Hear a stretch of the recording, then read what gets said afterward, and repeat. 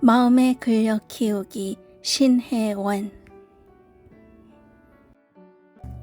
나를 찾는다는 것은 누구나 한 번쯤 생각해 본 일일 것이다. 나를 찾고 싶어도 찾을 겨를 없이 지내온 나에게 다가온 수련회의 주제는 나만의 마음 근력 키우기이다. 입맛 당기듯 호기심과 기대가 생긴다. 가을을 맞이하기 전 수련회에 관한 관심은 어느새 숲으로 발걸음을 옮긴다.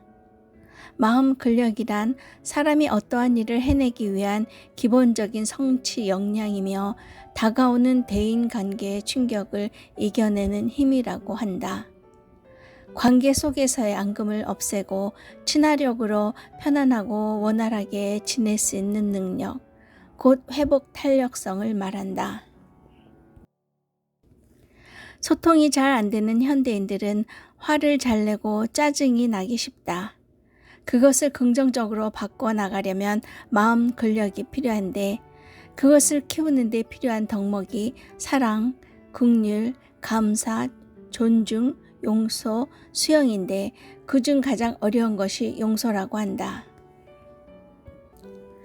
그 이유는 본인은 용서한 줄 알았지만 시간이 흐른 뒤에 다시 만났을 때 옛날의 상처가 다시 살아나 복잡하고 힘들어지기 때문이다. 나를 내려놓는 일은 자존심조차 버려야 하니 절대 쉽지 않다. 제1강에서 특별히 용서에 대한 신뢰를 모인 분들과 나누는 시간이었다. 문화 차이로 결혼 생활이 어려웠던 부부의 갈등도 있고 타인의 오해로 인한 어려움 등 가족으로서 용서가 힘들었던 분들의 경험담을 들을 수 있었다. 내 경우에도 예외는 아니었다. 여동생에 관한 이야기를 할 수밖에 없었다. 동생을 이해하고 용서하는 일이 가장 힘들고 오래 걸렸기 때문이다. 동생은 신체적, 정신적으로 나약하다. 그 점을 잘 알고 있고 이해하려고 노력해도 그녀의 행동에 때때로 짜증이 나서 화를 내고 가르치려 했다. 그럴수록 그녀는 빗나가고 서로 다투게 되어 마음이 상한 일이 많았다. 내 마음 다스리기가 쉽지 않아 고민하던 중 어느 날 동생을 돌보는 일이 나를 훈련하시는 하나님의 일임을 깨닫게 되었다.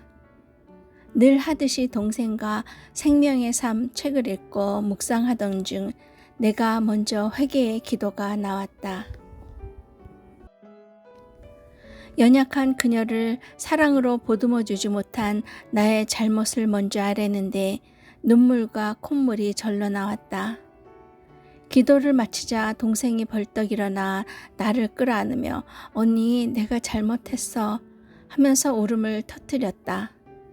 우리는 서로 부둥켜 안고 한참을 울었다.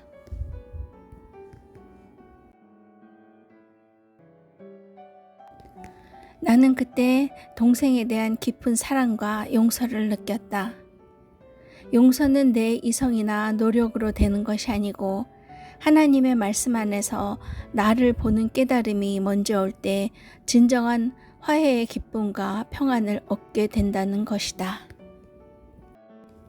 마음의 근력을 키우기 위해 제2강 때는 흥겨운 음악에 맞추어 춤을 추었다. 자기 마음과 몸이 가는 대로 자유로운 모양을 만들어 흔들고 나니 에너지가 다시 살아나 활짝 웃는 분위기로 바뀌었다.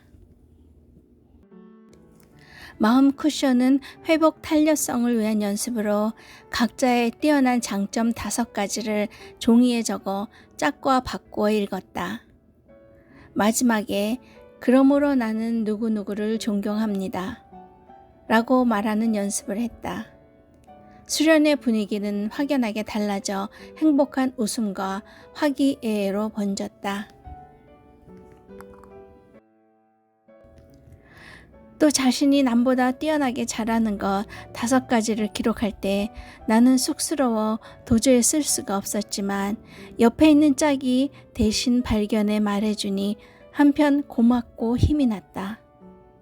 이는 서로의 정체성을 이해하며 자신을 발견한 마음에 침울했던 감정이 어느새 힐링이 된 것이다.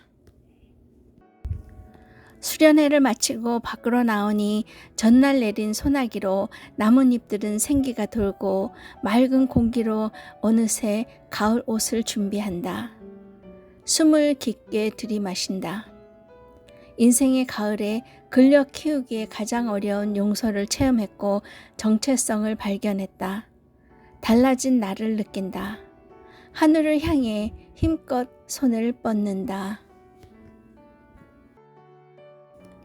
마음의 근력 키우기 신혜원.